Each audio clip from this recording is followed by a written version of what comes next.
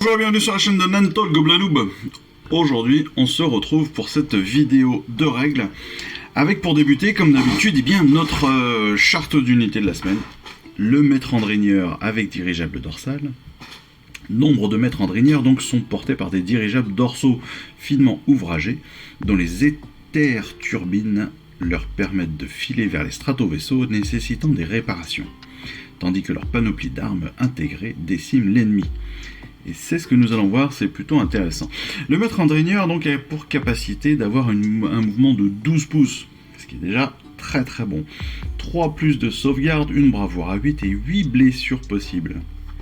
2 armes à projectiles, un éther-canon et une batterie d'armes de dirigeable dorsal.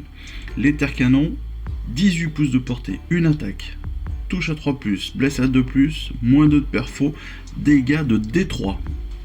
On est déjà sur une bonne arme, qui touche assez facilement. Ensuite, la batterie d'armes, c'est 6 attaques à 18 pouces, 3+, moins 1 de perfo, 1 de dégâts. C'est plutôt pas dégueulasse en projectile. Et puis une arme de mêlée, c'est l'acier thermatique. 1 de portée, 3 attaques, 3+, 2+, moins 2 de perfo, D3 de dégâts. C'est une unité qui a le vol, donc ça c'est hyper intéressant pour voler au-dessus des unités adverses et au-dessus des décors, mais pas seulement parce qu'elle a une aptitude qui est ultra intéressante si vous avez des stratovaisseaux. Au début de votre phase de héros, vous allez pouvoir choisir un stratovaisseau ami à 1 pouce de cette unité, et on va pouvoir guérir jusqu'à 3 blessures allouées à ce stratovaisseau. Hyper intéressant, pourquoi ? Parce que tout simplement, il n'y a pas de jet de dés à faire. Il suffit d'être à proximité d'un stratovaisseau et à chaque tour, vous allez pouvoir, chaque phase de héros, vous allez pouvoir soigner 3 blessures à un stratovaisseau. C'est génial. C'est vraiment une aptitude qui est top, hyper facile à mettre en place, clairement.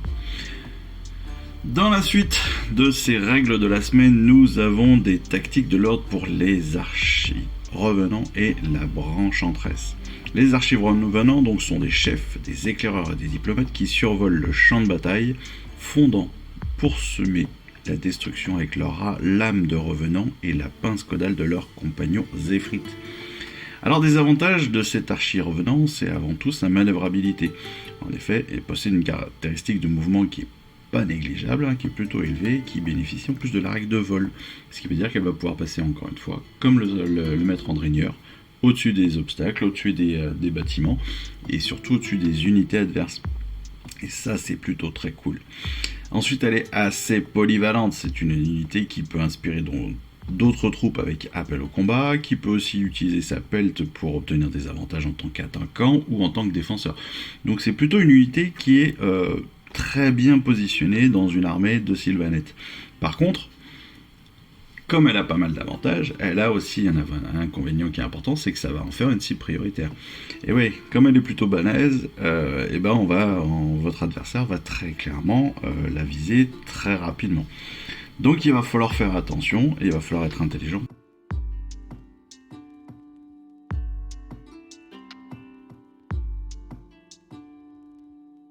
En fait, sont des mages puissantes qui utilisent leur pouvoir pour défendre les bosquets des graines âmes. Si elles ont une fonction sacrée, les branches entresses sont aussi connues pour leur tempérament fougueux et elles n'hésitent pas à plonger au cœur de la bataille, fauchant l'ennemi et lançant des sorts mortels. Alors elle aussi, elle a 2 avantages, c'est évidemment le fait que ce soit une sorcière. La sorcellerie, ça c'est parfait pour elle. Elle peut infliger de gros dégâts avec ses sorts.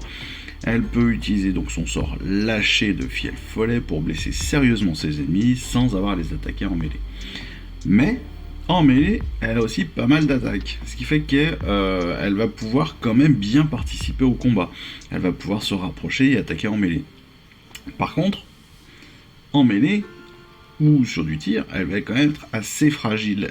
Ses caractéristiques de blessure et de sauvegarde sont assez médiocres, ce qui fait qu'elle va être avantagée par rapport à des unités qui vont être plus lourdes au corps à corps, entre autres. Donc il va falloir trouver le juste milieu entre attaque à distance, mêlée, pour la faire attaquer dans une mêlée, mais pas forcément défendre. Enfin voilà, il va falloir être intelligent dans l'utilisation de cette branche en tresse.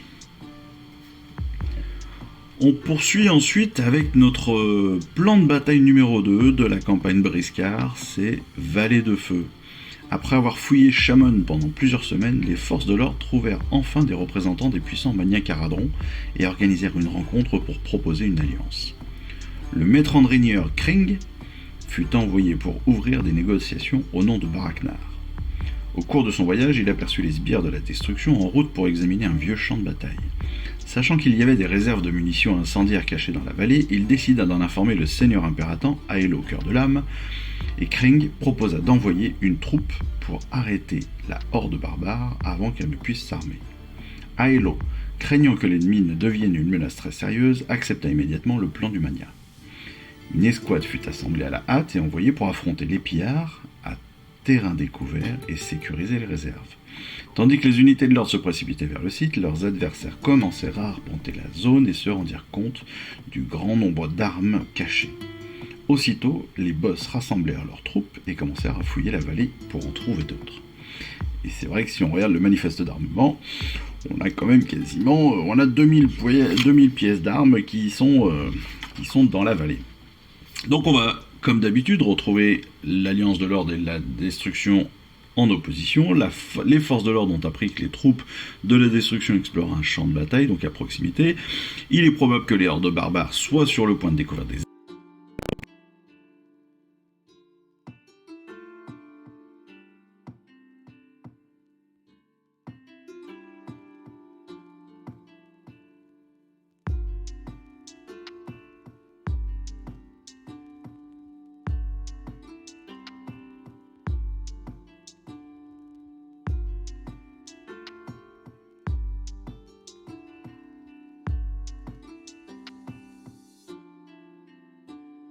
les hostes de l'ordre pour disposer de ces nouvelles armes, sinon forcément ça risquera de retomber entre les mains de leurs ennemis. Donc, comme d'habitude, opposition classique. Pour les listes d'armées, on va avoir une petite spécificité, c'est une nouveauté. Cette fois-ci, on va pouvoir tout simplement choisir dans toutes les unités que nous avons depuis le début de notre collection. Ainsi, pour l'ordre, on va avoir 2 options de héros à choisir et 4 options de troupes. Autrement dit, il va falloir qu'on trouve 2 héros et 4 troupes, 4 unités. Pour notre ordre, et pour la destruction, c'est pareil, 2 options de héros et 4 options de troupes. À savoir quand même qu'on nous indique ici les Iron Jaws qu'on n'a pas encore. Mais bon, c'est aussi des scénarios qu'on pourra rejouer à l'infini avec toute notre collection, bien sûr. Donc, ce plan de bataille se fait comme d'habitude. Les armées, on les choisit comme on vient de le définir. 2 héros chacun, 4 troupes chacun. Le champ de bataille, on a nos 3 tapis qui vont être disposés un petit peu habituellement les uns à côté des autres. Les territoires de la destruction et de l'ordre, chacun des côtés de ce plan de bataille. 6 objectifs qui sont placés à l'intersection des différents plans des différents tapis. Et puis, on va y placer, comme toujours, nos éléments de décor. Bon, jusqu'à 6. Le but du jeu, comme toujours, c'est qu'ils soient tous positionnés à plus de 3 pouces les uns des autres et à plus de 3 pouces d'un objectif. Le déploiement va se faire au dé, c'est-à-dire que le gagnant du lancer de dés va choisir qui se déploie en premier. Celui qui se déploie en premier va déployer toute son armée dans son territoire, bien évidemment. Et le perdant de ce lancer de dés va lui aussi derrière, celui qui a été choisi en second devra lui aussi déployer toute son armée, forcément intégralement dans son terrain. Le premier tour va se faire sur un jet de priorité, c'est-à-dire qu'on lance un dé, le meilleur résultat choisit qui débute. Comme toujours, 5 rounds, dans chaque round 2 tours, dans chaque tour 6 phases. Les points de victoire, on le sait, on les calcule à la fin de chaque tour. 1 point pour un objectif, 2 points si vous avez un deuxième point si vous avez 2 objectifs ou plus, et potentiellement un 3e point si vous avez plus d'objectifs que votre adversaire, si vous les contrôlez. Et la règle spéciale de cette mission, de ce plan de bataille, est très très intéressante. Comme cette bataille se déroule sur un vieux site abritant encore des caches d'armes, la règle spéciale s'appelle cache de munitions. Si une unité amie conteste un objectif, quand cette unité attaque avec une arme à projectile, vous pouvez relancer les jets de touche de 1. Autrement dit, quand vous faites un fiasco sur un jet de touche alors que vous contrôlez un objectif, eh bien vous pouvez le relancer. C'est une règle hyper intéressante. Et c'est ce qu'on voit d'ailleurs dans la mobilité.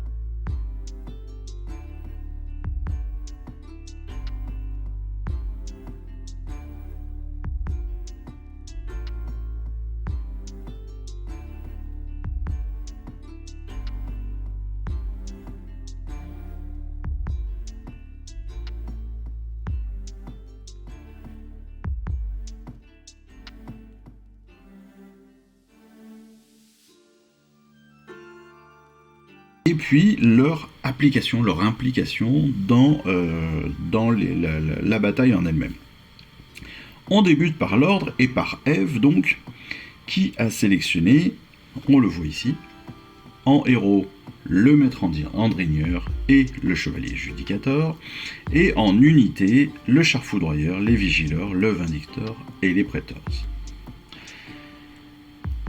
L'idée étant de favoriser quand même un maximum la règle spéciale de ce plan de bataille qui favorise évidemment les unités de tir. Le chevalier du judicateur tire, le maître Andrigneur aussi, le char foudroyeur aussi, les vigileurs aussi, les prétors et les vindicateurs, sont là plus en soutien ou en prise d'objectif. En application de ce choix, on s'aperçoit, en fait, on nous dit que, elle va utiliser, entre autres, les portées très élevées de tir du chevalier judicateur, du char foudroyeur, pour aller attaquer les unités adverses. Et ce, même si donc elle a bien profité de la règle spéciale, il va falloir quand même, malgré tout, aller chercher les objectifs pour que cette règle spéciale puisse s'appliquer. Et donc ça va potentiellement mettre en danger ces unités justement qui utilisent le tir. Et c'est ça qui va peut-être faire tourner la balance. Pour le genre la destruction, donc pour Yann, il va faire un choix ultra judicieux et très très tactique et technique. Je vous explique. Il prend 2 héros, Louvboss sur Squeak des Cavernes Géants et Shaman Fongoïde. Jusque-là, tout va bien. Mais il va les accompagner de quoi? D'embrocheurs, d'une empaleuse, mais pas seulement. On ne le voit pas là sur la photo, mais il va prendre aussi des éventreurs, 10 éventreurs, et puis surtout les 20 archeurs Lune Clan. Ce qu'il va faire, c'est que en plus des archeurs Lune Clan, il va pouvoir prendre gratuitement les 5 fanatiques crabouilleurs, comme on nous l'a indiqué dans